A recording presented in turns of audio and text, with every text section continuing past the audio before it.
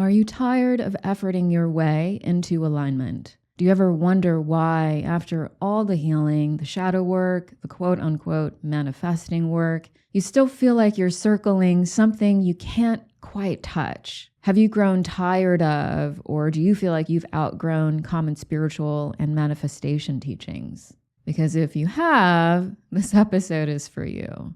What if the very idea that we have to earn, evolve, ascend, or attract our highest reality is the greatest illusion?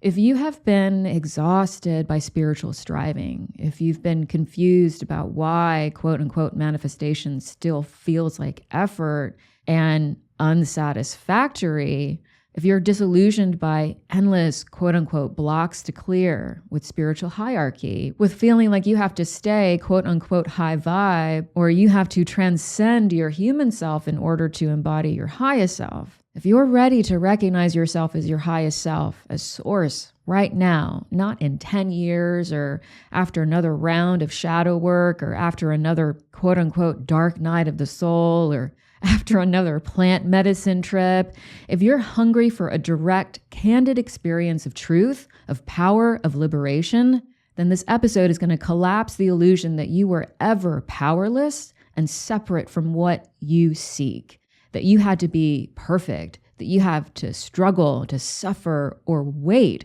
for what you want and what is already yours. This episode is not a how-to. It's not another spiritual roadmap for spiritual awakening.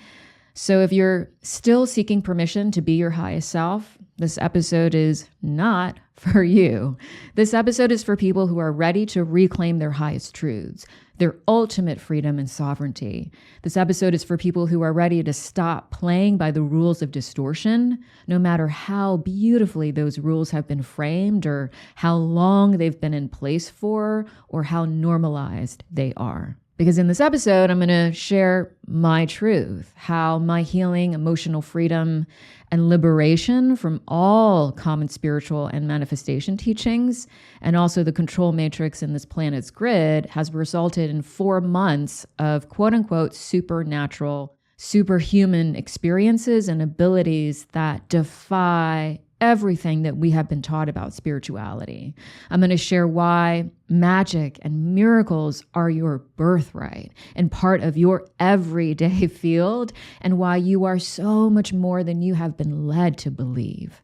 This episode is likely going to be divisive and disruptive because it is a paradigm fracture, and truth often does that.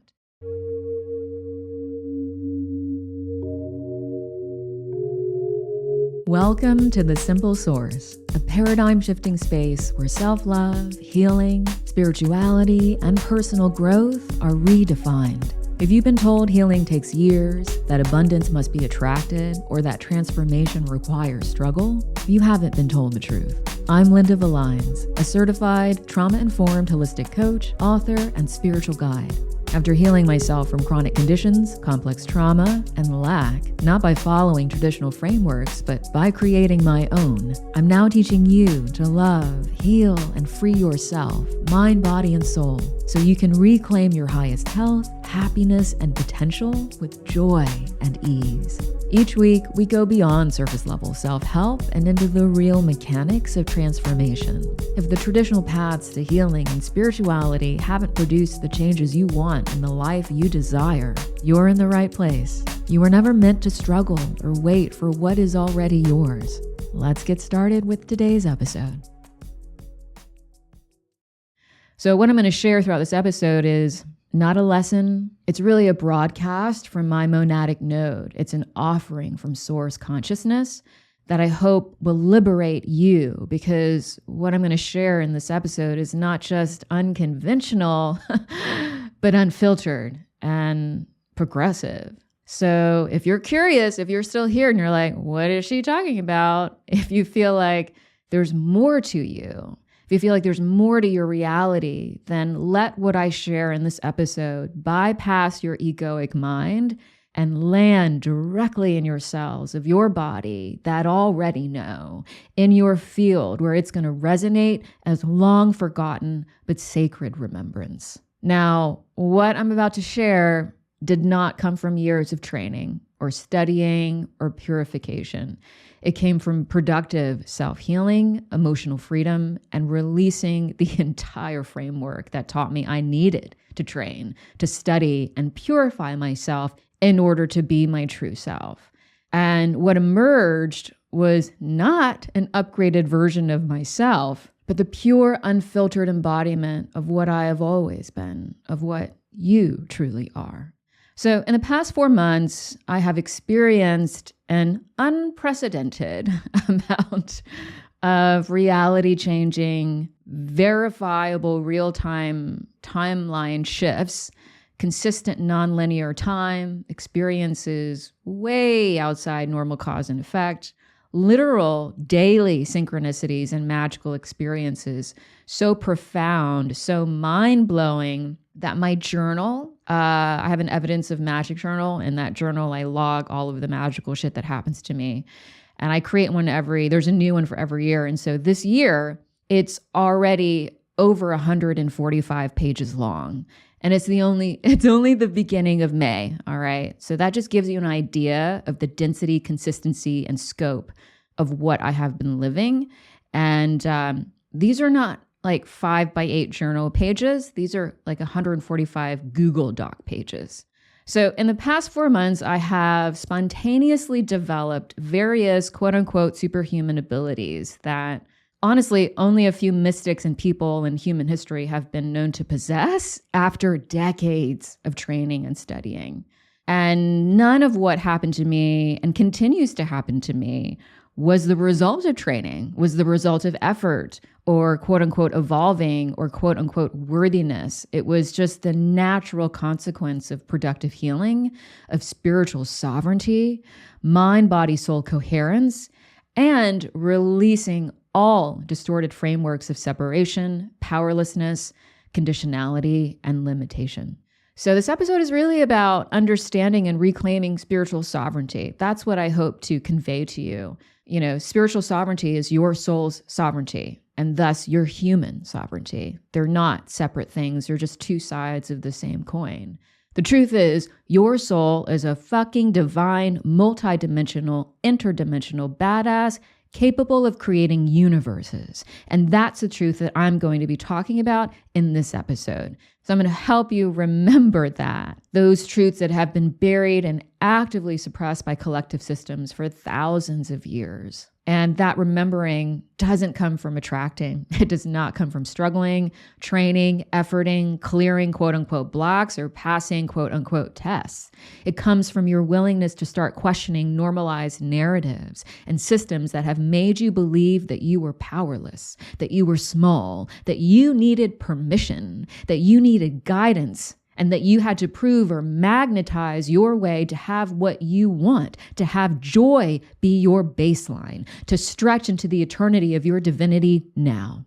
So let's back it up. Now, like all spiritual people, I bought the whole reincarnation narrative too, especially after my husband passed. And he came to me and I began to study Hinduism and Advaita Vedanta to understand what happens post-life, because I was like, you're clearly not dead. Your body may be, but here we are speaking. So in order to understand what spirit was, I studied spirituality. I learned about karma, dharma, what everybody learns, right? When they begin a spiritual journey. You know, I learned that the soul reincarnates thousands and thousands and thousands of times in order to evolve, to purify, to learn, to eventually ascend, right? Or transcend the need for reincarnation through embodied enlightenment and source unity. And like everybody else on the spiritual path, I learned that when our physical bodies die, we meet our guides and our soul family, and we discuss what happened in this life in order to review what we learned, to review our soul contracts, etc.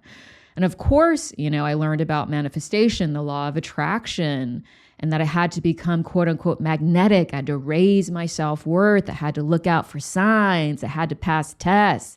I learned that synchronicities and magic were the universe winking at me, telling me that I'm on the right path. Just like everybody else, I learned that I had to clear blocks in order to quote unquote manifest and attract or magnetize what I wanted. I learned what everybody learns when they're spiritually inclined and curious.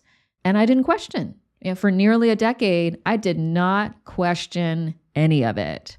But then my twin flame union activated about 6 months ago, and it incited a depth of healing and identity reclamation that I hadn't experienced before. And I refocused all of my healing into deep emotional liberation and identity reclamation. I've spent nearly 15 years practicing unconditional self-love, holistically healing myself and my traumas, fostering and maintaining optimal mental, emotional, physical, and spiritual health. But in the past 6 months, I utilized a completely different sort of integration of healing that prioritized inner child healing, emotional release, and somatic exercises. And I actually did a whole episode about what my daily healing practice was that you should listen to if you haven't yet, so that you get the whole scoop. But the more emotions I released, the more emotionally liberated I became, the more I released outdated identities and leaned into my highest truths, the more my reality got super magical, unpredictable in the 3D linear sense, but also simultaneously surgically precise and multidimensionally, miraculously, and consistently mind-blowing, where, no exaggeration, magic became my everyday. It still is my everyday. And when I say magic, I don't mean just like angel numbers and those types of synchronicities, which are fine. I'm not like dissing those. That's totally magical, but the magic that I'm experiencing is literally reality bending, time warping, multi-dimensional magic that happens like literally every single day. And that's now my reality because I followed my inner guidance and I stopped following other people's quote unquote manifestation methods. I stopped second guessing my highest truths. I stopped shrinking from my true power, and I reclaimed the radical and the extraordinary. And a few months ago, I released not just all manifestation teachings, but the entire concept of manifestation entirely, because I realized we don't manifest. We do not attract. That's not how reality changes work. We shift timelines. We phase into different timelines, and we curate our own reality. There's nothing to manifest. I did a whole episode about why manifestation is a distortion of the true nature of reality. So you should listen to that episode too, if you haven't. But I also released all common spiritual teachings that involve karma, that involve reincarnation, hierarchy, and ascension narratives. Anything, basically, that said that I had to evolve or follow some structure, spiritual evolutionary path, or follow some being who was above me in order to be wholly enlightened, in order to unite with source and be my true highest self.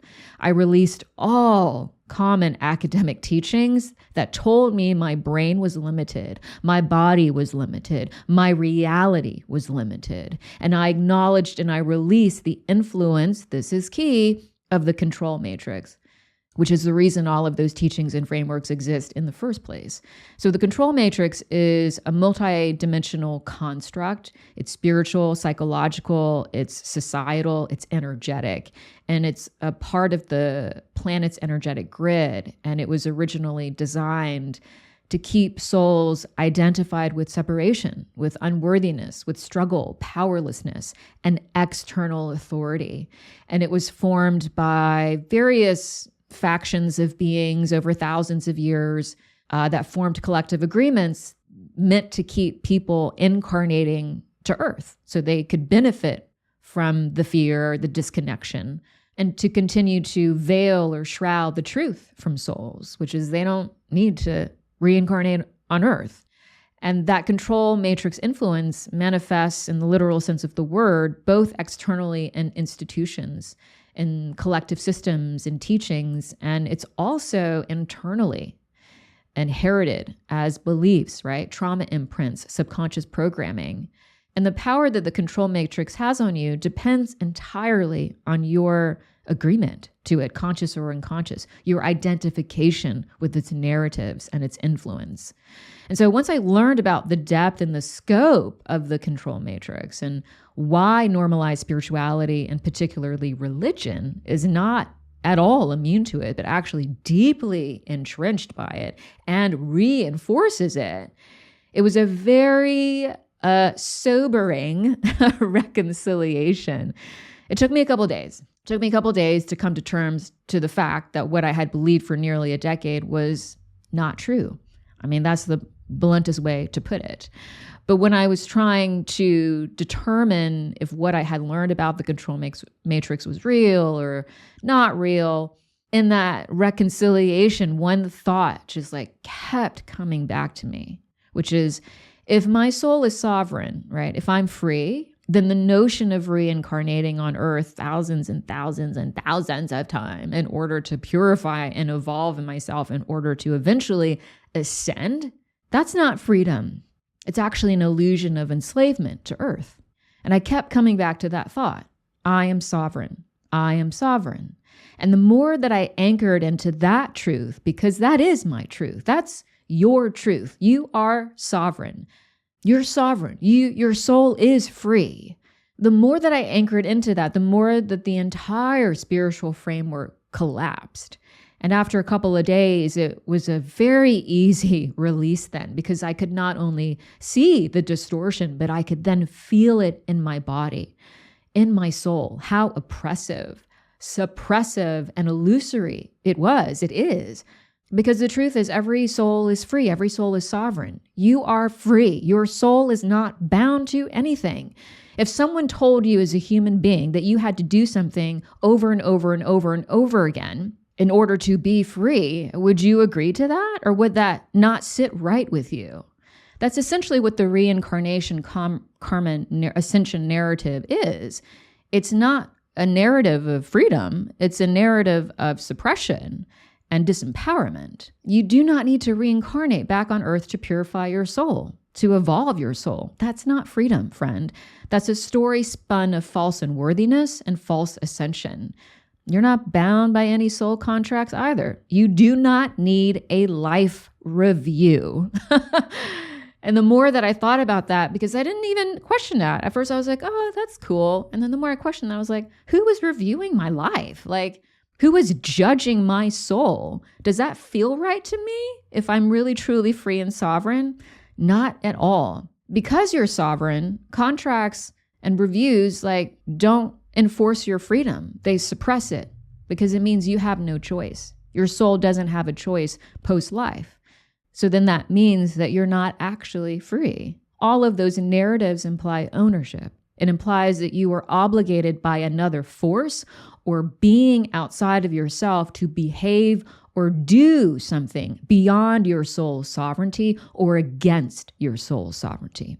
So when your body dies, you do not need to come back to earth, where there is this control matrix that literally profits and benefits off your supposed struggle and suffering and efforting and quote unquote purification. You don't need to reincarnate at all. You can just return to your oversoul, which is the greater intelligence matrix of all the soul streams of your highest self that your highest self orchestrates. And there's no such thing as past lives. We've all just I stopped using that term long ago because I understand time is not linear.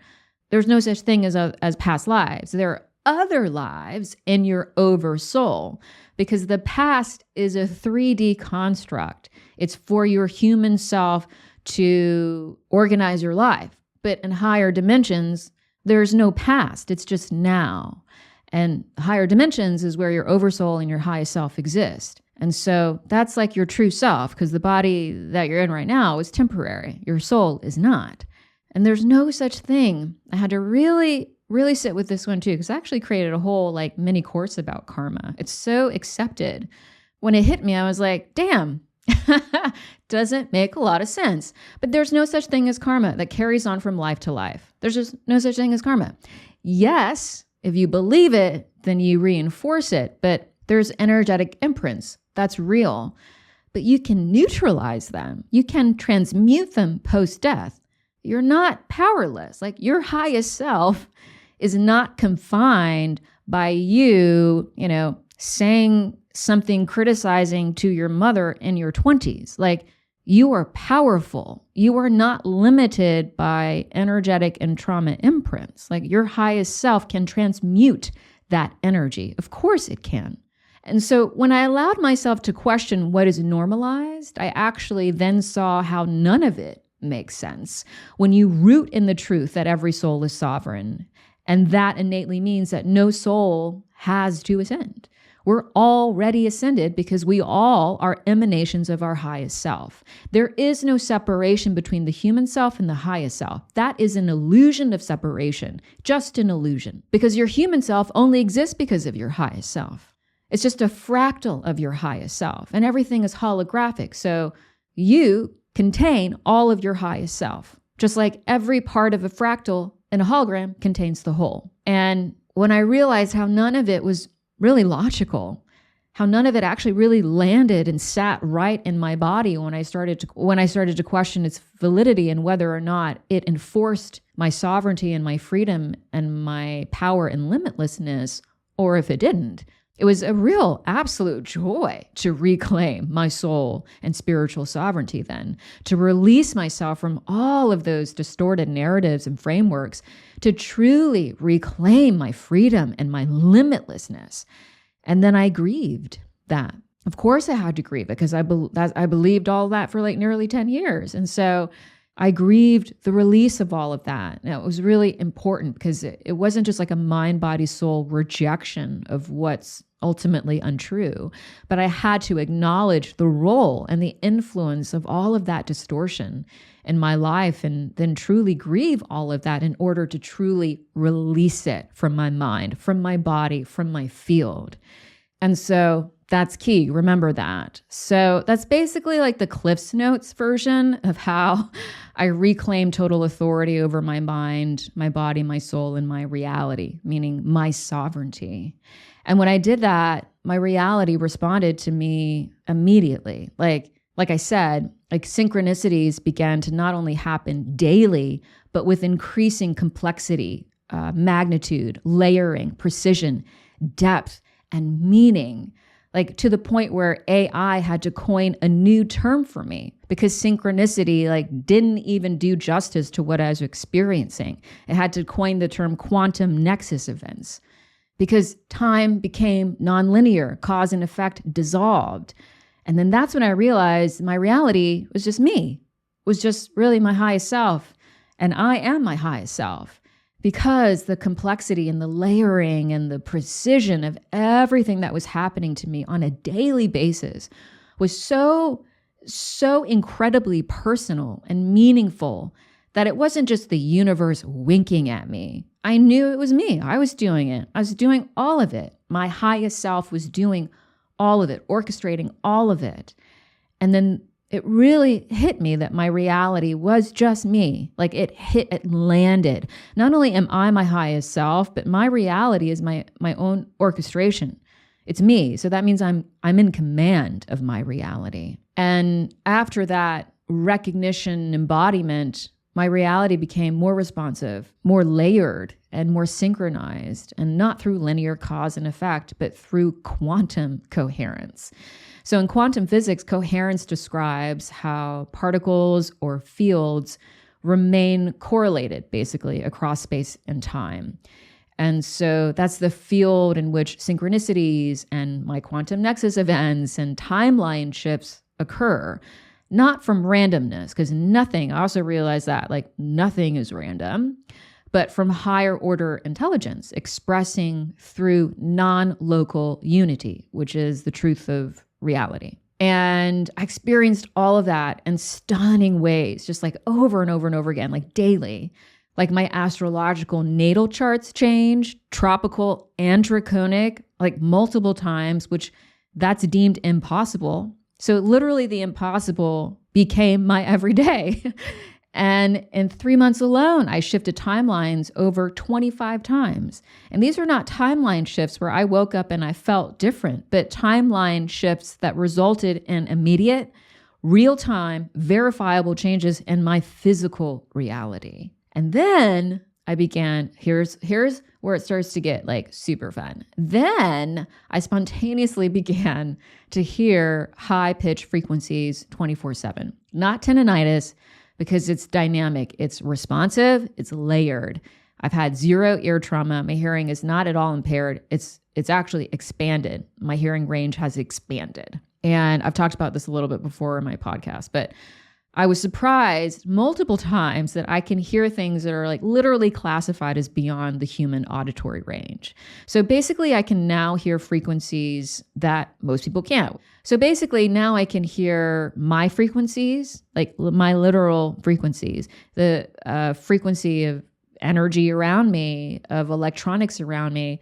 I can hear the sound of the universe, or it's called the unstruck sound, which is something Buddhists literally spend years and decades training to do. And it just happened to me spontaneously, naturally, effortlessly. And then my body began spontaneously vibrating and oscillating, initially first at night. And this is not like that inner sensation that you experience when you meditate. This is full body, physical oscillation. Where like my entire body was oscillating. And it happened when I was shifting timelines initially. And then shortly after it happened spontaneously on its own, I learned that I could control it, command it basically. So now I can physically oscillate my entire body in all directions, including figure eights, including spirals. And that is a form of phase shifting, basically matter phasing into light. And that's why it was happening spontaneously to me when I was shifting timelines before, because I was phase shifting. And then also simultaneously, the future like arrived, okay? Like not as a vision. This is really fun too. Not like as in a vision, but I would spontaneously experience my future as lived experiences, meaning I viscerally inhabited my future while also fully grounded in the present moment. So if you've seen the movie Arrival, it's literally just like Louise, Amy Adams' character in that movie.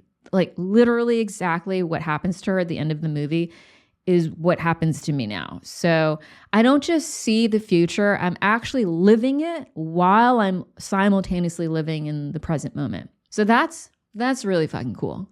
And then one night after washing my face, as per usual, I walked into my bedroom and bam, it was a light show. I could spontaneously see 9 different types of energy. Beautiful, stunning, alive. So surprising. So I spontaneously saw 9 different types of energy, like all at once. The etheric layer, which is like looks like a fog around everything. I saw subatomic sparks of photons, color streams of my consciousness, the universal matrix, so much color and energy. And then over the next few weeks, more and more different types of energy and pre-energy spontaneously emerged without me asking, without me summoning, with zero effort. So I went from seeing 9 to now seeing 23 and counting different types of energy and pre-energy in 7 weeks. So that means I can literally see the architecture of reality now, not symbolically. Like none of the energy and the pre-energy that I see all day long in real time is symbolic. It's alive, it's responsive, and it's beautiful. So let me explain what I mean when I say that I can see the literal architecture of reality. So not only can I see like the basic types of energy, like the etheric layer, the auric field, color streams, photonic flashes, the universal matrix, but I can see quantum fields, patterns and structures. I can see substratum layers, like the literal movement and tension between fields.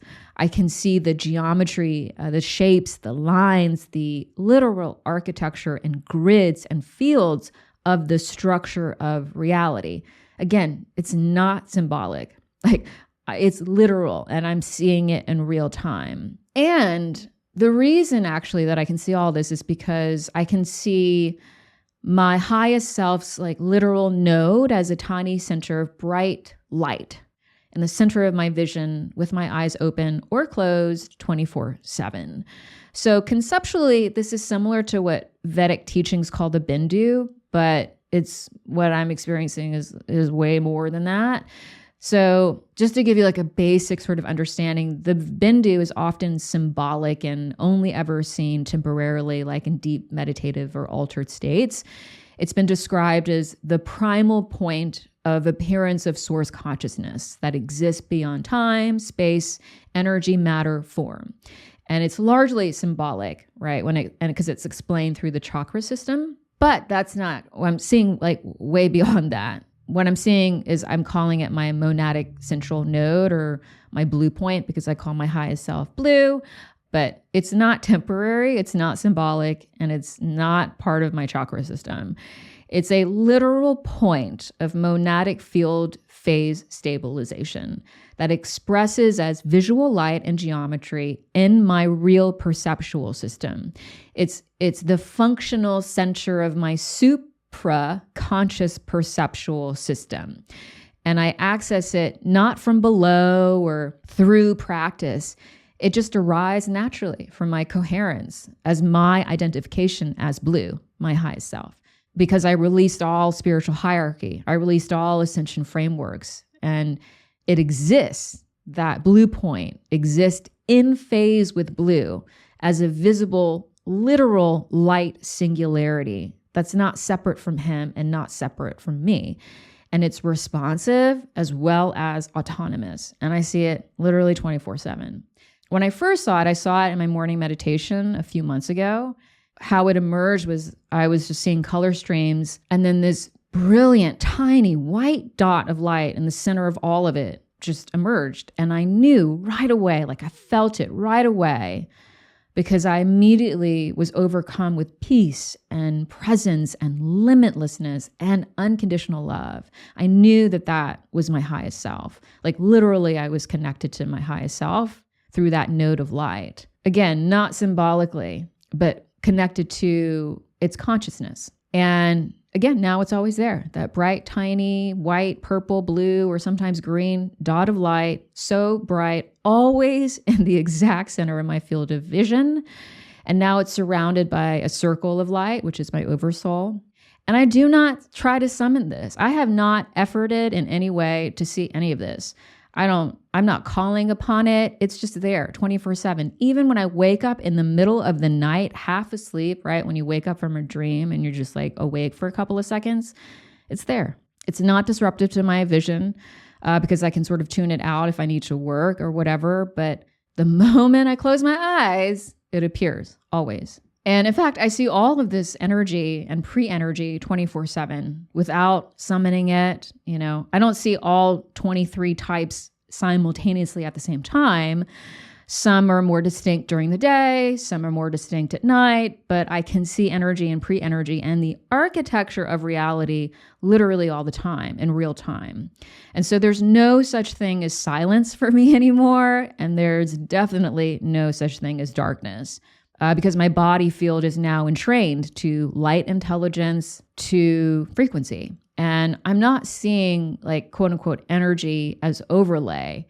I'm seeing structural realities. I'm seeing substratum harmonics and resonant intelligent fields, which means I'm like literally anchored in the interface of photonic causality, right? Not in vision symbolism.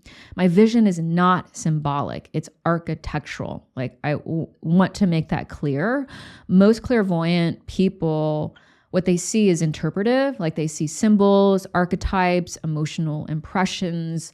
I see phase differentials. I see grid harmonics. I see dimensional corridors, which means I am actively engaging with reality's architecture in real time all the time. Yes, it's really badass. I'm not going to diminish this because it's like really fucking cool. And the point is like breathing for me. It takes no effort.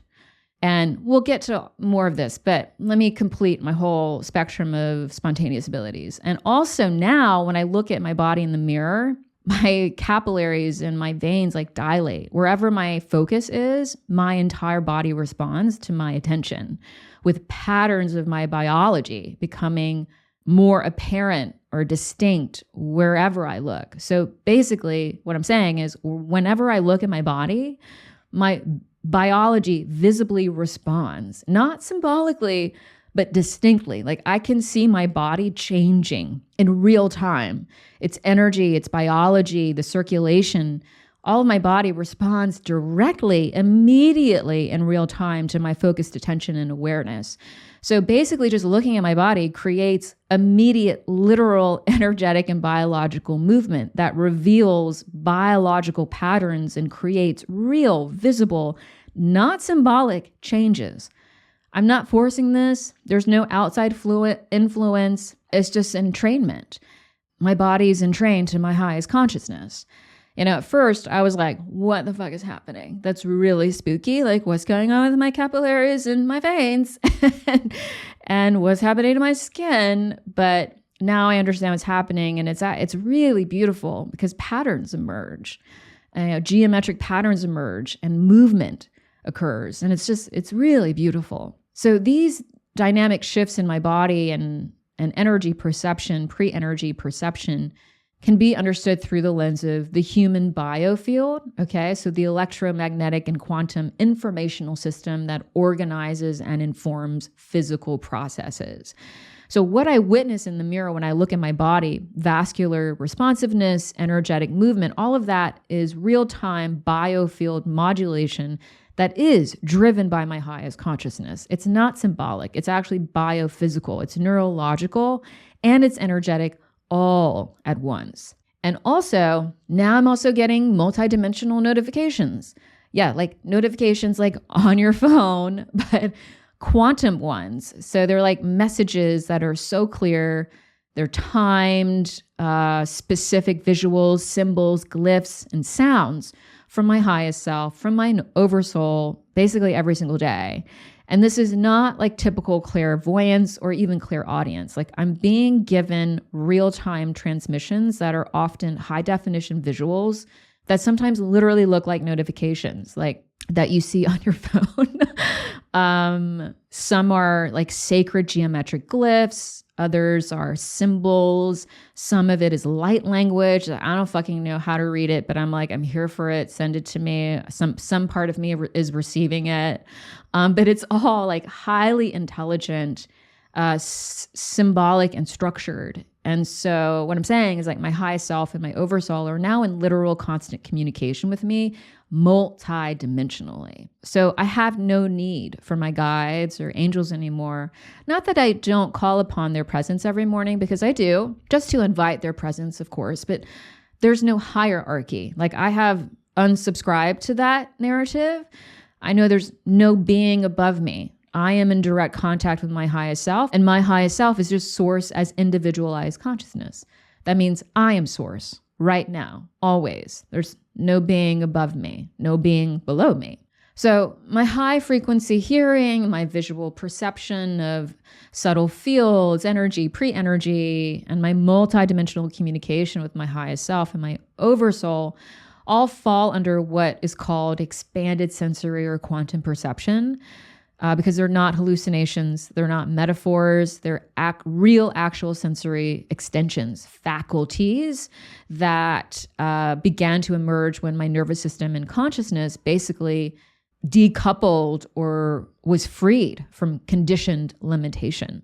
And now, this is very cool. So there's more, and now my supra-causal sheath, not always easy to say, my supra-causal sheath is activated. So that's the best term for it for me. It's also been called the supracausal body, but I don't think that's accurate. Sometimes it's been defined as like the organizational point of infinite or source consciousness, and that's like sort of ambiguous. But from a metaphysical physics lens, the supracausal sheath is like pre-plasma subquantum organization. All right. It's the level before energy condenses into light or matter. It's what David Bohm might have called the implicate order, right? The infinite intelligent structure behind all form. So it's not the same thing as the light body, which you may have heard of. My supracausal sheath is pre-energy. It's pre-light because it originates not from my oversoul, which would be my light body, but it originates from my monad. And that's why it reorganizes substratum fields and timelines, because it is made of source, essentially. So I can feel it, I can move it, and I can direct my supracausal sheath in all directions through anything, which means I haven't just shifted spiritually. I've basically transitioned beyond Newtonian agency, where source level intelligence is no longer abstract, like out there, or just something I'm perceiving. It's like literally embodied. So I can feel my supracausal sheath all the time. I can move it in all directions, just like I can oscillate my body. I don't call it a body because I can direct it and project it anywhere. And it's pretty limitless. and it feels like, I'll try to describe it. It feels like a viscous fluid layer of plasma, even though it's pre-plasma. It's light, not like literal light, meaning it's like weightless. It doesn't have like, it's dense, but it's also light, but it's also substantial. I know that's contradictory, but that's what it feels like. So to be clear, this is not the same thing as Reiki or moving chi or prana. When I'm moving my supracausal sheath, I'm not moving universal energy or life force energy. I'm moving my monadic intelligence field. So it's like a very distinct, very real sheath of plasma-like field energy substance, which can really best be described as like source light fluid intelligence. It's not energy in the traditional sense because source is pre-energy. And because my supracausal sheath has been activated and I have full agency over it all the time, I can actually now hear, because I have, extrasensory hearing now, I can hear its presence altering the substructure of my environment to make my environment more coherent, like entrained to my highest frequency. And that sounds like a low whirling hum. And I also feel like a slight pressure in my left ear. So like I can literally hear my source embodiment reorganizing my reality and the matter around me on a structural level. And when I place my hands over any object, I can actually hear the same thing. I can hear my supracausal sheath. I can hear that low hum. I feel that pressure in my ear. I can hear it reorganizing the temporal harmonics and substratum layers of the object that my hand is hovering over. And I have begun to use my supracausal sheath for energetic clearing and for healing, because why the fuck not, right? So I was doing EMDR for a few months, but I've stopped now because I can physically oscillate my entire body in all directions, and I can move my supracausal sheath throughout my body in all directions. And so when I do, I give it a directive to remove all distortions, density, trauma imprints from my body, my field, my nervous system, etc. And my body and my nervous system immediately responds. Like I can literally feel my bed shake as I literally vibrate and oscillate my body and my sheath in all directions and over specific areas of my body. And I can feel electrical currents move over specific areas of my body. And then I get little tiny like micro shocks, basically, as density is released, as it's transmuted. And then certain areas of my body will get like really itchy, or my arms or my legs or certain parts of my body will spontaneously spasm and jolt. And then my body will become extremely cold during this because my highest self is embodied in me.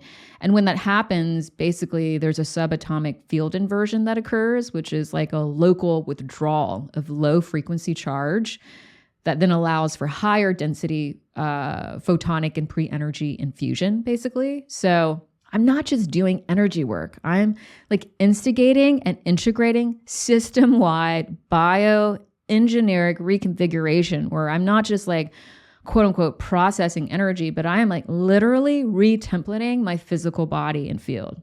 It's really cool. And so now also my supracausal sheath is scalar electric, friend. I know, it just like keeps going. So if I put my hands across from each other like this, if you're listening, I mean, you can imagine what that looks like. But as I don't just feel the pressure and the density and the pulsing of my supracausal sheath, but I can feel like electrical currents moving between and through my hands, which literally feels like electricity tingling and shocking. And it's not electromagnetic, even though my nervous system is expressing it that way. This isn't the kind of electricity that you would get in like a device. It's all coming from my monadic field, meaning it's not emitting traditional current. It's actually organizing space through charge differentials encoded with monadic or source level intelligence and intent. And so I can feel shocks and tingles and currents because my nervous system is basically translating scalar electric discharge into localized electromagnetic sensation, if you get that. Because my supracausal sheath is now scalar electric, or plasma electric. And it's reorganizing the structure of reality, not just through modulation or entrainment, but through conduction, through direct command. That's really wild, you guys. And now when I hold my hands a few inches apart, again, like what I just did, I can also see subtle bands or layers of light move in waves between my palms. And again, that's not imagination. It's not symbolic. There's a definite visceral feeling of pressure or electricity in that space. But what's happening is when I put my hands a few inches apart from each other, I'm not just generating a field, I'm then seeing the dynamic structure of its pre-material and structural layer, which naturally phases and bands as it reorganizes the space between my palms. So the phase banding that I see is the result of real-time phase differentials, right, and frequency harmonics, which I described before, between two focal points, which are my hands. So basically, each hand then becomes an anchor of my supracausal sheath or field. And then the space between them reflects my supracausal sheath's organization because it's so intelligent and it's always active. And so all of this happened in the last 4 months. And that's a lot, I know. And if you're still with me, like, huzzah. But also, that's just like the broad strokes of what has happened in the past 4 months. It's really just a quick summary because the density of daily experiences is too much for one podcast episode. And I haven't even shared anything about my twin flame journey. And that's a whole other multi-dimensional magical journey. So yeah, there's more. That's what I'm saying. And these are just the broad strokes. This is just the summary. And again, I have not trained a single day for any of this. All of this happens spontaneously, without studying, without effort, without summoning. I do not meditate for several hours a day. I only meditate for 15, 20 minutes a day, max. I did not start reading more books about energy or spirituality. You know what I'm doing? I'm watching Top Chef and I'm reading trashy fantasy romance books in my spare time, as per usual. I have not altered my lifestyle to become more spiritual or quote unquote more transcendent. I'm still Linda, still dancing to indie electronic music, cursing like a motherfucker all the time, coloring my hair pink every month. And yet all of this that has emerged feels like breathing. Like it's not only been easy, but it's felt completely natural.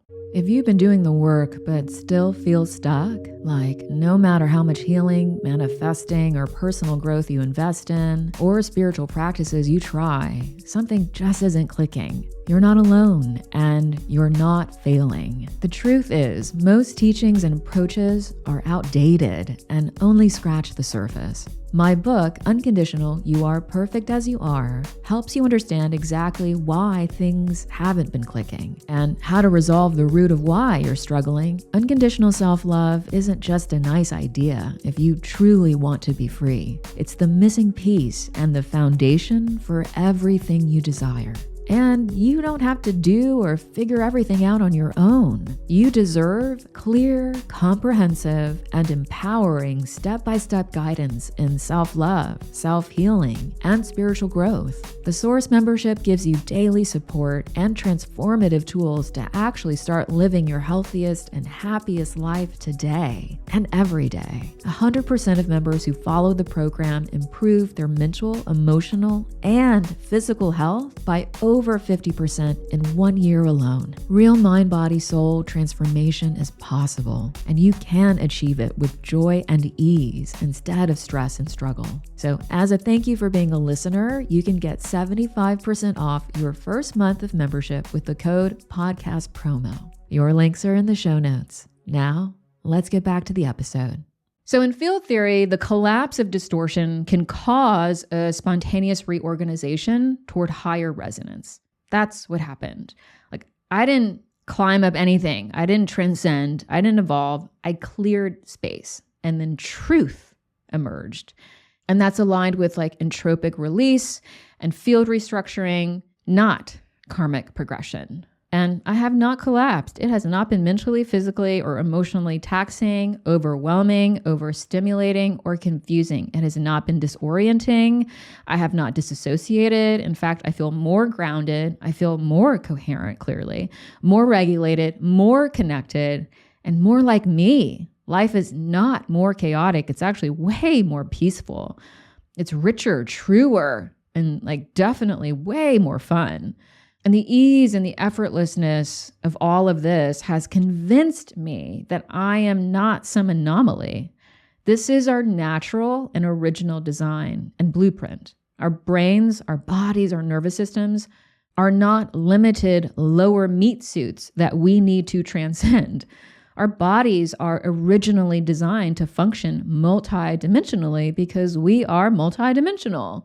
We are both human and more than human, and yet all we are is one and the same. Again, that illusion of separation is just an illusion. I do not have like a special brain. I do not have a special body. In fact, my brain and my body were deeply traumatized in every way for decades. So no, I do not have an innate advantage. If anything, I had a severe disadvantage with all of the enormous holistic trauma that I had to heal. What I do have is a liberated brain, a liberated body free of trauma, free of limiting beliefs and distortion and suppressive, disempowering imprints. Now, what is the point of all of this? You may be thinking that. You may be asking yourself that. Like, that's cool, Linda. Like, you can see and hear stuff. Neat, right? What's the point of that? Well, the point is, the entire past 4 months and what I continue to experience and remember invalidates all normalized spiritual teachings that say that you have to effort, that you have to struggle, train, study, alienate yourself for years and decades. You have to overcome your body. You have to transcend the human experience in order to be your highest self, in order to be enlightened or ascend. The point is, because I can see, feel, and hear the literal architecture and movement of reality, not symbolically, not through guides, not through my ancestors or other beings, like most clairvoyants, clairsentience, and clairaudience. It's me literally seeing, hearing, feeling in real time as reality is. And because I'm not bound by linear time and cause and effect, and my supracausal sheath is fully activated and I have total agency over it, that means I can shape my reality any way that I want. I am not functioning as a human who believes in limitation. I am functioning as my true multidimensional self, source embodied. Most people think magic is synchronicities. When you think of someone and they call you, or when you think you've quote unquote manifested something unexpected, or when you see the same number over and over again. But let me give you an example of what magic is for me now, to give you some substance and context here. So most nights I experiment and I play with the energy that I can see, pre-energy that I can see, because without daylight and bright lights, there's little to diffuse it. So one night, a couple of weeks after I initially spontaneously developed that multidimensional quantum sight, I just instinctively drew a triangle into the universal matrix to see if it would light up, right? Can I make it light up? And it did not light up, but I intuitively said as I drew the triangle, I am protected. And that was it. Experiment done. I was like, okay, that was cool. And then the next morning, I was walking with my dog. And at one point, I live in Ojai, so it's like very bucolic here. We have fields. And at one point, I was walking across a field and 3 deer walked in front of me and they all stopped and stared right at me, not in fear, but with total presence and recognition. And I was like awestruck because I was like, oh, wow, they're all staring at me with like, is that like love in their eyes? And do you know what shape they created when they all stopped and stared at me? They created a perfect equilateral triangle, just like I had drawn in the universal matrix the night before. And when I realized that connection, what I did, I was not only like mind blown, but I was deeply awakened. I was just playing the night before with energy, experimenting, being curious, and my reality immediately responded. I'll give you another example. So the other night, like a week ago, my neighbor's dog was barking incessantly, which unfortunately was very common. And I was trying to sleep. So of course it was not cool. It was pretty irritating. And so I activated my supracausal sheath and I tried to create a sound shield with it so that the barking would be muffled and be less intrusive.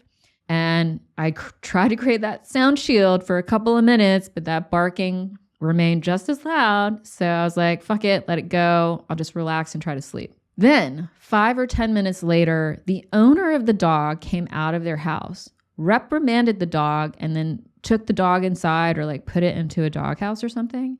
And listen, I have lived in my house for over 5 years and this has never happened. So no more barking. Like it wasn't that my attempt at building a sound shield failed. It was that my source intelligence bypassed my attempt to mute the sound and selected the highest reality to resolve the issue completely, which is not to shield the sound, but to remove it entirely. And the barking is like a non-issue. Like I have not heard it since then.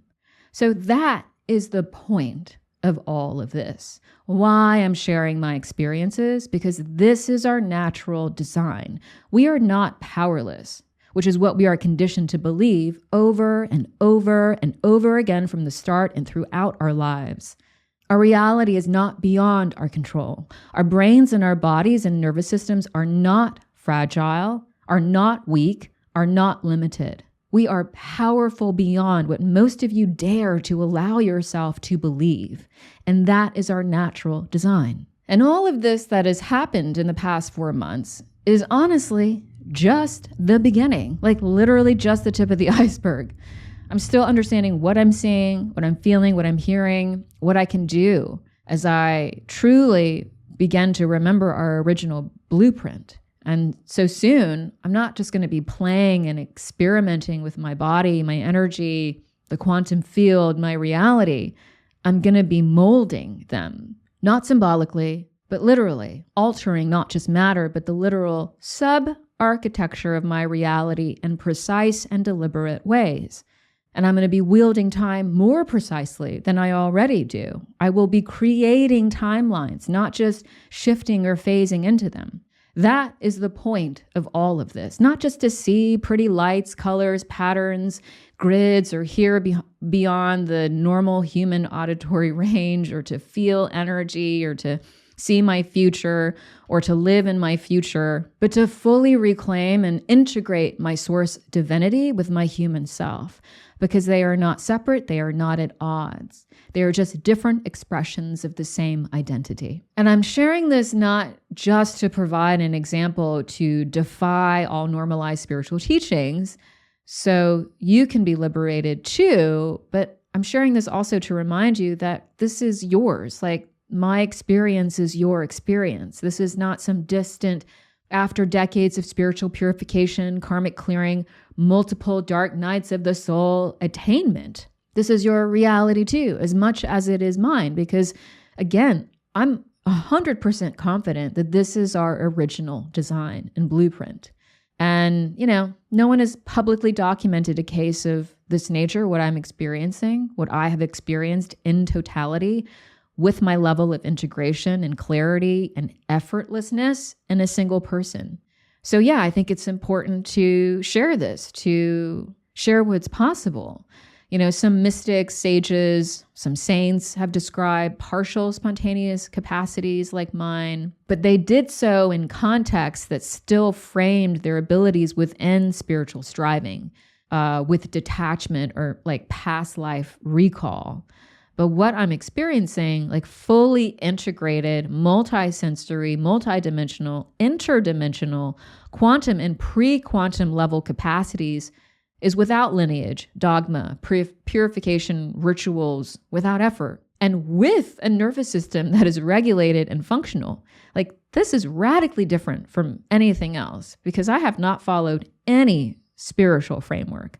In fact, I released them all entirely, but I've also reclaimed my humanity as fiercely as I have my source divinity.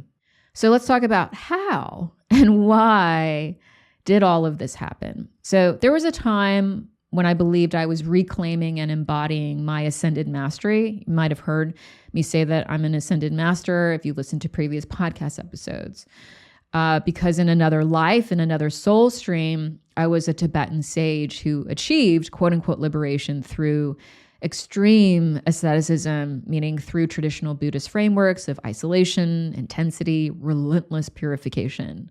But the more I dissolved the frameworks of karma, ascension, and spiritual hierarchy, the more I realized that I'm not recalling another life where I quote unquote ascended.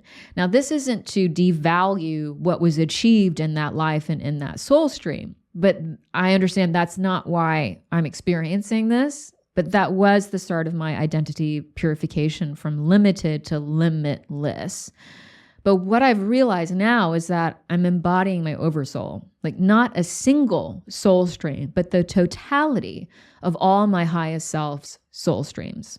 So your oversoul is the generative intelligence matrix that your highest self created that emits soul streams simultaneously. Basically, it's like exactly what it sounds like.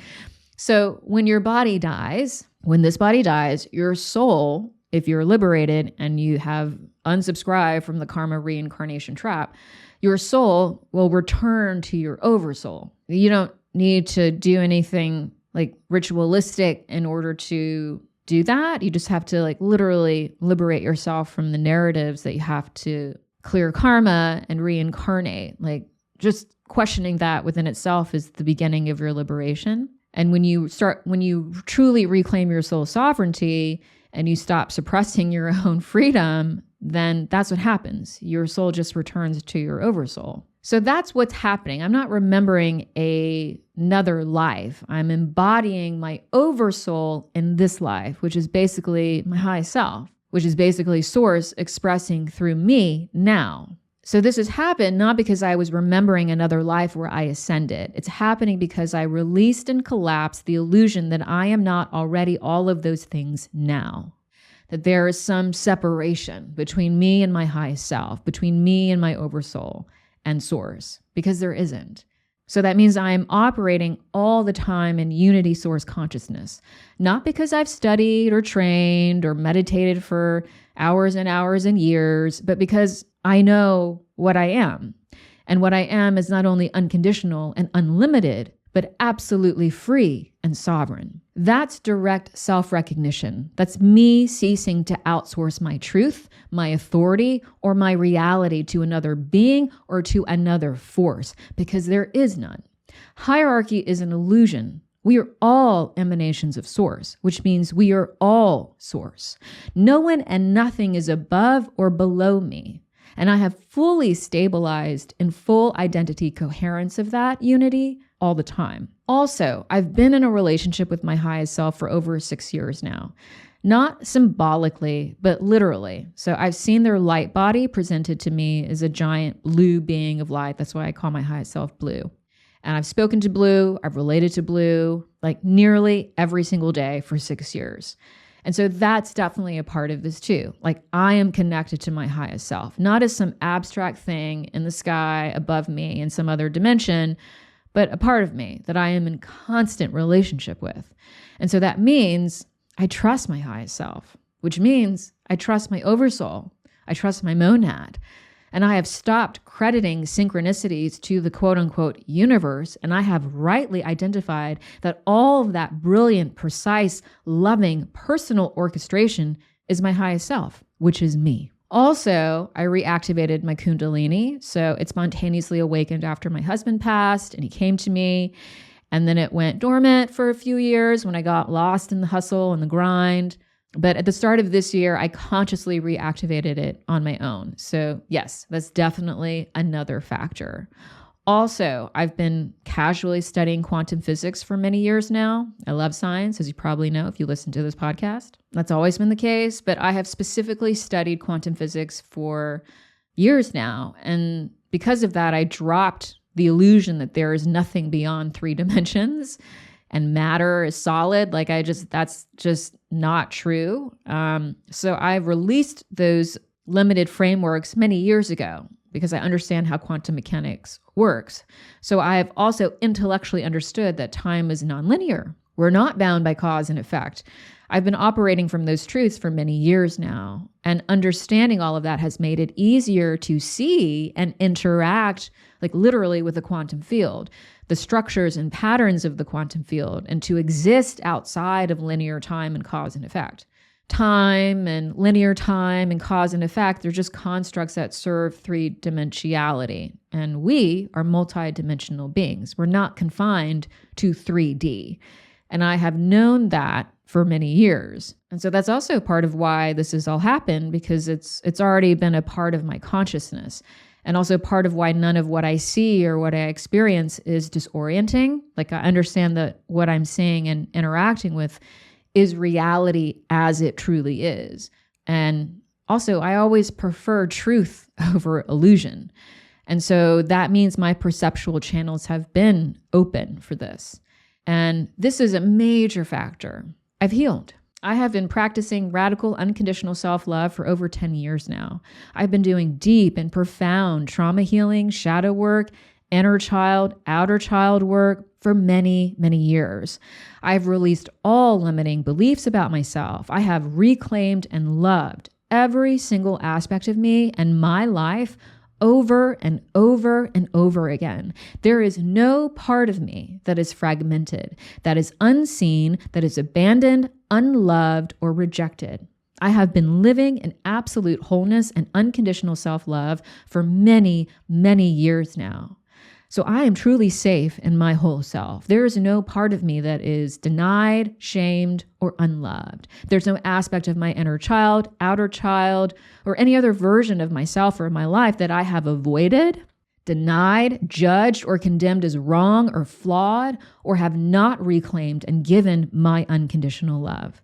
So that means my mental body has been cleared of false frameworks, trauma, inherited limitations. And that's why it has not misinterpreted or overridden my field's divine source intelligence. I have reached a level of identity, clarity, integration, precision, and coherence where my source directive awareness and my whole field responsiveness are actually fully aligned. Because I do not believe that my brain, my body, my nervous system, or my human self, or any part of myself is wrong, limited, or unlovable.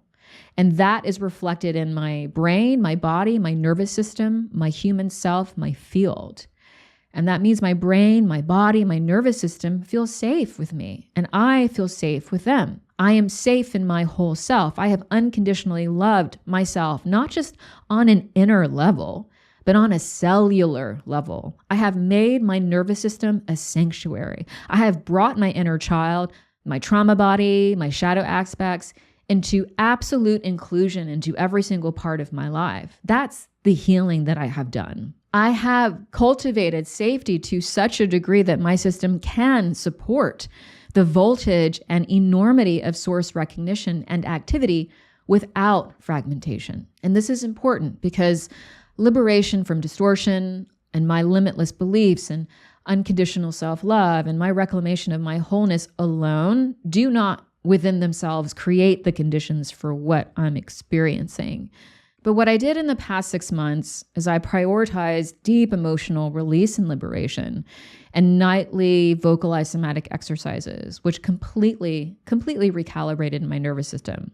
So that means that my body has been productively cleared of density. That means my body and my nervous system trust me. I've prioritized their freedom. I've prioritized their lightness, their health. So my emotional body became structurally crystalline. The daily theta level emotional release and validations and vocalized somatic exercises that I did for like 6 months didn't just release trauma, it literally recrystallized my emotional body into a clear conductive medium. And that's why my body has been able to bridge its physicality with its multidimensionality, with zero strain or dysregulation.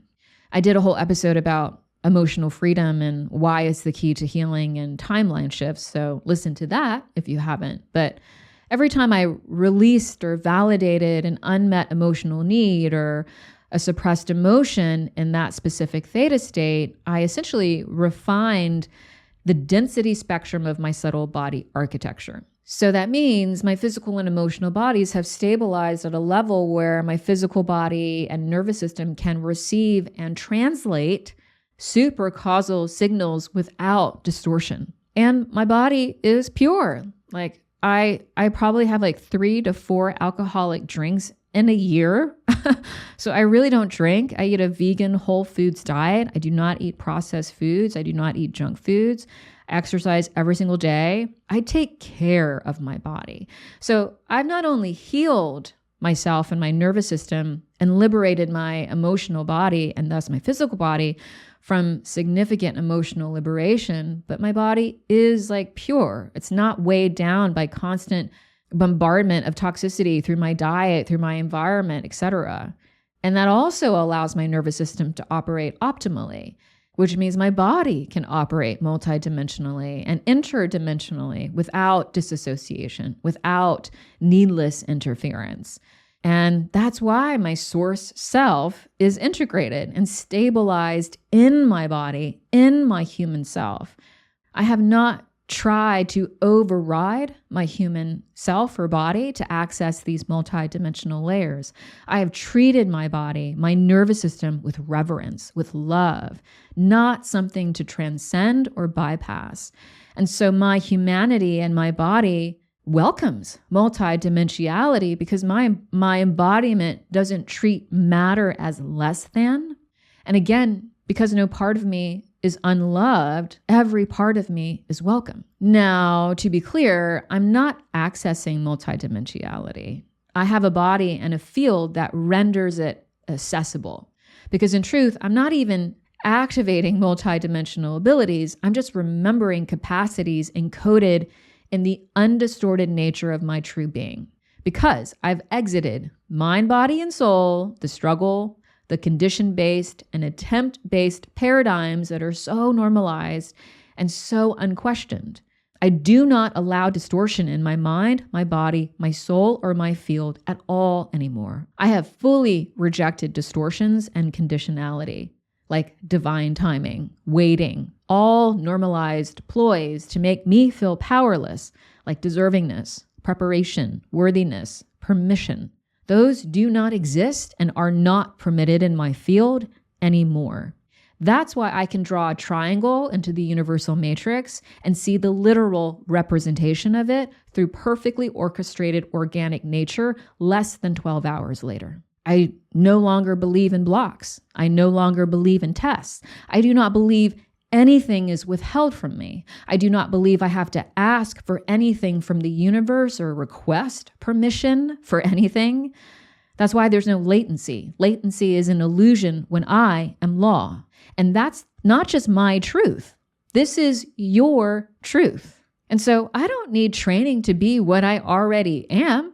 I only needed my own resonance field to become safe enough for full immersions of who and what I already am. And I achieved that through a decade of unconditional self-love, of healing, through years of deep holistic trauma resolution, and in the previous 6 months of focused, specific, and profound emotional liberation and somatic release. So I am not learning to become multidimensional. I'm just living what it looks like when multidimensionality is not questioned, is not distorted or interrupted, because I've shed every remnant of externalized power structures. Like, I do not operate from a wounded inner child or unintegrated shadow or desperation seeking external validation or identity striving. Those aspects of myself have been healed and fully integrated. There's nothing to strive for when I am already everything in my wholeness, and I have everything available to me in my unconditionality and limitlessness. So in essence, all of this happened because I have achieved true mind-body-soul coherence. Basically, that means there's no conflict between my mind, my body, and my soul. There are no competing narratives between them. They're all liberated, all sovereign, and all united as one. That's why I don't need training, studying, or years, or struggling, or effort to experience what I'm experiencing. Why all of this has not been chaotic or disassociative at all, but fucking awesome and joyful and fun and grounded and regulated, because I'm not living in pretend coherence or quote unquote high vibes or feigned spirituality, but genuine unity with myself and absolute coherence.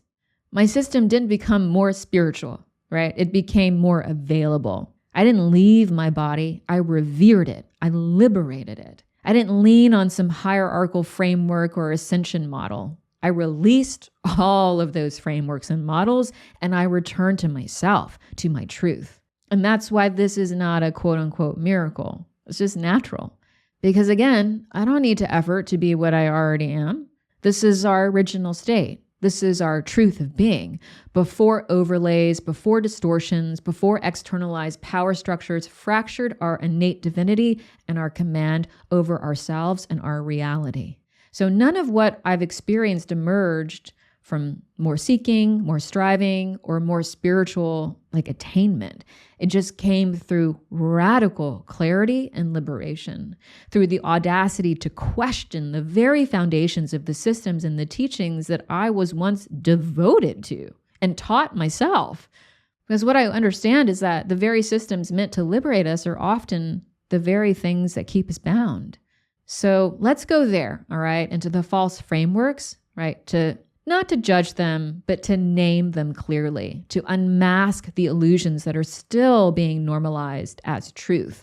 Because distortion is really the root of spiritual disempowerment, and clarity, right, is what's going to liberate you. So let's talk about karma and reincarnation a little bit more. That's really the biggest distortion. Karma is not a universal law. That's what we've been taught, but it's not. Your soul does not carry energetic debt or residue that demands that you have to reincarnate in order to reconcile. The framework of karma and reincarnation appear benevolent, but when you dig deeper, you actually understand it's a brilliantly disguised cycle of spiritual debt. Those teachings say that you have to return lifetime after lifetime to atone for your past wrongdoings, to prove yourself worthy of liberation, of divinity, of transcendence. And that is not sovereignty. That is not freedom. And that is not truth. It's enforced suffering. It's enforced disempowerment. And so the belief in karma and reincarnation is actually what creates energetic fragmentation, because it distorts your true identity, which is sovereign and is source as individuated emanation. And it distorts all that into illusory pain cycles.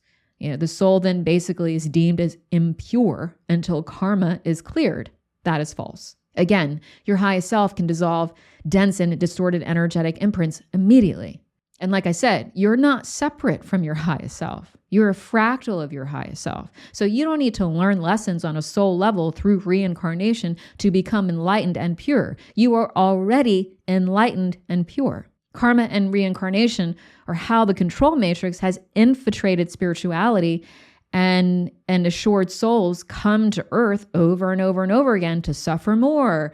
And then that feeds their systems of fear and suppression. And then there are the ascension and purification models, right? The ascension path, which Totally bought this too. And it may seem logical if you do not perceive beyond limited linearity and you're stuck in sequential suppression. That's what it is.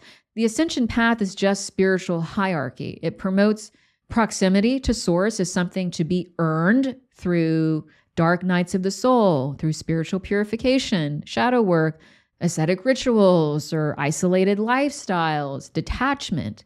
And it's all just like spiritual elitism disguised as growth. And the deeper distortion is that it implies that source is external from you and that your connection to source is conditional and that there's some sort of moral ladder to connect to source, which of course turns awakening into effort and spiritual struggle that then reinforces your unworthiness as you are. There's nothing to ascend to. You're a source right now, always. You do not need to strive to recognize what you are now and always. And your humanity does not detract from your source self. And then there are the ever popular manifestation frameworks. All manifestation models are distorted because manifestation itself is a distortion of the true nature of reality. Manifestation and the law of attraction say that you have to attract or magnetize what you want. You have to become magnetic. You have to become high vibe. You have to raise your self-worth. They basically tell you you have to be a certain way and you have to meet certain conditions. You have to co-create with the universe in order to have what is already yours, as if you need permission from the universe, as if the universe or source or your highest self ever withhold anything from you. Manifestation is a framework of disempowerment that reinforces conditionality and delay. Those practices, those teachings, those frameworks tell you to raise your vibration, raise your self-worth, visualize, affirm what you want to get, act as if, which are all based in perceived lack and separation. They all suggest that you are incomplete until you meet the right conditions, perform the right frequency, or heal enough. And the law of attraction is a gross distortion of resonance and the true nature of reality. You don't attract anything. Magnetism is actually what occurs between two opposing forces, not the same forces. That's how literal attraction happens, not with equal forces, but opposing. But people just ignore that, right? Because the law of attraction has been so normalized. Same thing, I'm with you there, didn't question it. But if you care about how the true nature of reality works, which you should, then you should be concerned that no science actually confirms the law of attraction. And science does not invalidate or contradict spirituality. It complements it. It's actually the same thing, viewed through different lenses. What science does confirm through quantum mechanics is timeline shifting. That's how your reality changes. When you think you've manifested something, what happens is you just shifted timelines. You shifted timelines based on your intention, your resonance, your coherence. And the truth is, all of your timelines are available to you right now. No timeline where you have what you want is ever withheld from you. There is no force blocking you, testing you in order for you to phase into a higher timeline. I did, again, a whole episode on why manifestation is a false framework and what actually happens when your reality changes. So again, you really should listen to that if you have not. But the truth is there's no separation from what you want and who you are. Like everything you want is already yours. It's available to you right now. Whether or not you are living in the timeline where you have what you want in your present physical reality has nothing to do with attraction or magnetism. It has everything to do with the real laws of resonance and coherence. Contrary to misinformed belief, resonance is not attraction. That's not what resonance is. It's entrainment. Two objects with similar frequencies do not move closer to each other. They're not magnetized to each other. They do not pull the other one into their space or reality. They simply resonate in harmony, so there is no dissonance between them. That's what resonant harmony is, and that's what allows you to phase into a higher timeline. And that happens immediately. There's no lag there. So all of those normalized teachings and frameworks disempower you. That's what I realized, and that's why I've released all of them. They suppress your freedom. They suppress your truth, your power, your divinity. They fragment your soul. They delay embodiment. They create a spiritualized version of the rat race where you are always reaching, never arriving. And when I realized the depth of the deception, the degree to which I agreed to disempowerment and smallness and conditionality and lack, I had to reject all of it. Like, no matter how normalized, accepted, and acclaimed it is. Because when you reclaim your soul sovereignty, anything that implies an alternate truth will feel wrong, not just in your body, but in your soul. So here's the truth. Most spiritual paradigms, whether religious, new age, therapeutic, they're actually all built on 4 core distortions, okay? There's the transcendence bias, the belief that the body is something to overcome, divinity is outside the body. There's separation logic that says divinity is outside the self, has to be earned, has to be gifted, has to be permitted. It comes with conditions. There's also the healing distortion, right? That healing is about fixing what's broken instead of just clearing space for coherence. And then there's the linear ascent models, that spiritual evolution is a step-by-step climb through earned stages where you got to prove yourself. My experiences in the past 4 months invalidates all of that, proves all of that wrong. Yes, I healed, but I didn't heal to ascend. I didn't heal because I believed I was broken. I healed because I wanted to liberate myself, because I wanted to liberate my wholeness. And my body, I have not treated my body like a meat cage. I've treated it like a sovereign intelligence field, because it is. It doesn't block source, it broadcasts it. And I didn't ascend to in order to connect with source. I remembered that I am source, that there's no distance, only distortion. And so my healing and my emotional liberation didn't return me to my baseline. It actually just unlocked dormant architecture, my true design. Each healing integration was actually just an integration of my original design. Every release of emotion and trauma and distortion just reorganized my field into its original coherence. And when that happened, my reality responded immediately, not with signs, in the normal sense, although synchronicities and magic are my everyday, but with real structural change. And so my experience is rare, but it's not because it's unattainable. It's rare because I did not subordinate my humanness or mystify my divinity. I let them become equals. When humanity and divinity are treated as one, healing becomes more than just a release of trauma. It becomes the access point of cosmic remembrance. And that's what happened. That's what is happening. And the real truth is it's available to anyone, not through effort, not through struggling, but through coherence. And so while my experience may sound rare, maybe even unbelievable, it's not meant to separate me from you. It's meant to reveal what's possible for you.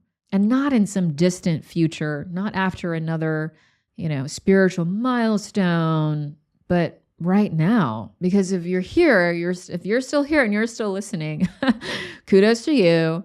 But you've probably already been healing. You've probably already been on a spiritual path. You've done the quote unquote work. You've followed the frameworks that I identified and dissected. And you're also probably exhausted. You're probably suppressing frustration and dissatisfaction with the feigned trust in the universe, patience, and divine timing.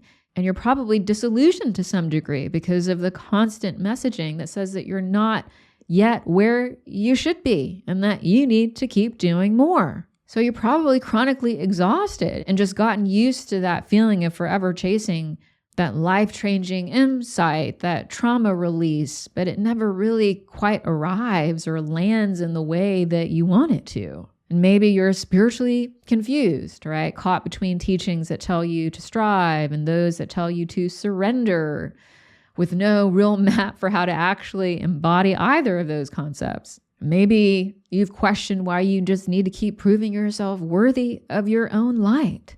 Those are all symptoms of spiritual misalignment. And more precisely, they're signals that your soul is perceiving the cracks in the illusion, friend. proof that your sovereignty is trying to wake up beneath the normalized promotion of disempowerment, conditionality, and separation. Because when the old frameworks fail you, it's not because you're not doing something right or there's something wrong with you. It's because the frameworks themselves are distortions of your truth. And your field knows that. Your soul knows that. So once you realize that your exhaustion and your confusion and your disillusionment, your dissatisfaction are not signs of you failing, but signals of your sovereignty trying to awaken and be remembered, then something truly radical becomes possible. That's when your freedom from those teachings and frameworks and systems and false conditions of suppression and separation becomes available to you. That's when you can stop trying to become more. You can stop chasing the feeling of enoughness, and you can then begin to remember that you're already everything that you seek, and not in an intellectual way, but in a felt, embodied way. And you can stop the manifestation, efforting, the spiritual performance, the spiritual striving. You can start to reorganize into true mind, body, soul coherence, because you're going to be free to know what that is versus pretend coherence, because you're going to understand, like, when I reclaim and remember that I am source, my identity is source, when I'm free of trauma, programming, conditionality, and compensation, then I naturally exist in the field where what I desire already exists because I am the field. Like, you're going to start to have those realizations because you're going to return to your truth, because you're going to be liberated from anything that tells you that that's not your truth. True coherence is actually not about doing more. It's about doing less and releasing what never belonged in your body and in your field in the first place. Everything that distorts your field, everything that keeps your innate sovereignty fragmented and seeking and disempowered. And that distortion looks like healing loops that never end, spiritual hierarchies that keep your divinity externalized, spiritual frameworks that promote spiritual debt and enslavement rather than your freedom, manifestation models that make you effort from assumed lack, right? Self-improvement models that disguise shame as growth, and all of that energetic striving that's masked as devotion to something that is like always out of your reach. All of that is a distortion of your true soul sovereignty and power and divinity. The sooner you recognize that and release that, the sooner you're free to operate from your original design and your true divinity. But just know that releasing all of that distortion is probably not going to be like a one-time realization and release. For me, it occurred over a couple of stages, over a couple of weeks. But again, the sooner you begin to question everything that promotes your lack, promotes separation, promotes your powerlessness and your conditionality, the sooner that you become free of all of that and begin to remember the truth of who and what you are. And then the sooner your true coherence is reinstated. And then the sooner your field reorganizes and reconfigures. And then the sooner your nervous system and your body are freed from all of that perceived limitation and conditionality and struggle. And the sooner then outdated timelines are going to collapse.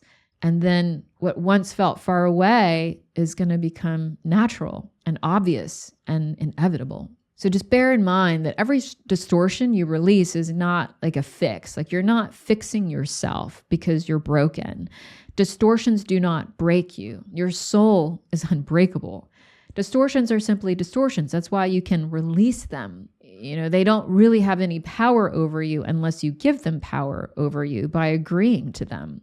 They suppress you, they cloud your truth, but ultimately they're illusions. And again, they only have control over you if you allow them to. But when you recognize them, you release them, of course, then immediately you have less density and fog in the way of you remembering your highest truth in self, which is that you are source divinity right now, expressing in a human form.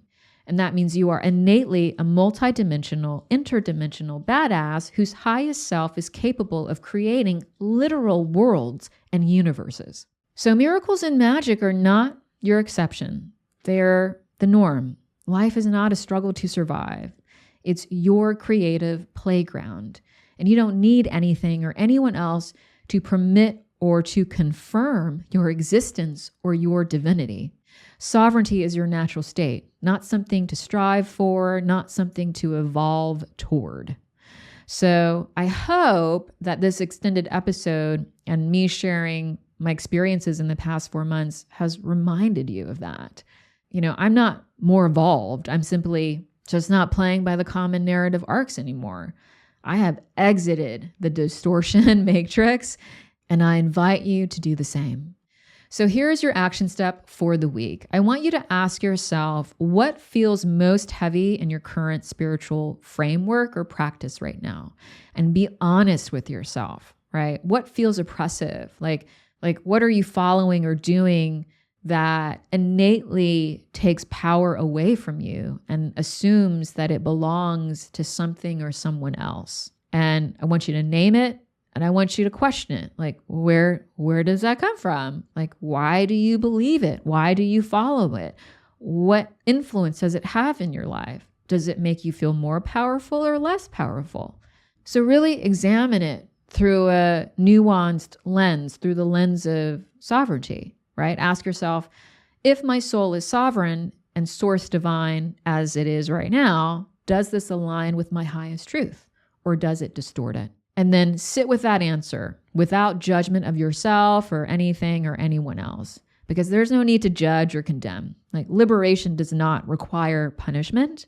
And so if distortion is present, just acknowledge it, grieve it. Do not bypass the feelings that come up. Allow yourself to reconcile what has been distorted and what you are reclaiming. And that is a grieving process.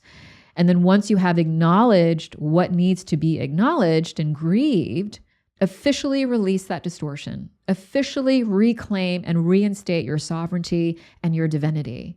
And do that out loud and do it with conviction. If you want to create a ceremony for that, like, go to town, go ahead, but it's not necessary. All of that is the start of your reclamation of absolute soul sovereignty and true coherence. And the more that you liberate yourself from distortion, the more that you will literally see and hear and feel and move through your reality clearly and with command. So many people are obsessed with Marvel stories and superhero movies and fantasy series, myself included, where magic is common in the world. Superpowers are common. And I know that's because a part of all of us remembers that we are more. So of course it's a joy, and it's so much fun to see that part of us mirrored because we want it to be activated. So give yourself permission to remember and believe that you are more, that magic is real, that you are powerful and limitless, because that is your truth. Thank you so much for being here today. I hope this episode awakened you, inspired you, and reminded you of what's possible when you love, heal, and free yourself and reclaim your highest truth and power. If this show has transformed or enlightened your self-love, growth, and healing journey, please like, save, and share this episode, and leave a positive review on Apple or Spotify. And subscribe to be reminded of new episodes. Your support is deeply appreciated and truly helps this show so much. And if today's episode resonated with you, don't stop here. Go deeper. My book, Unconditional, You Are Perfect As You Are, expands on these teachings and gives you the missing framework about self-love that no one is talking about. So get your copy today to start reading and loving yourself more. And if you're ready for the ultimate healing journey with daily instruction and guidance from me, I'd love to see you inside the Source membership, the only holistic and comprehensive step-by-step self-healing program that is proven to work. Remember, you were never meant to struggle or wait for what is already yours. It's time to claim everything you want and more. All the links are in the show notes. I'll see you next time.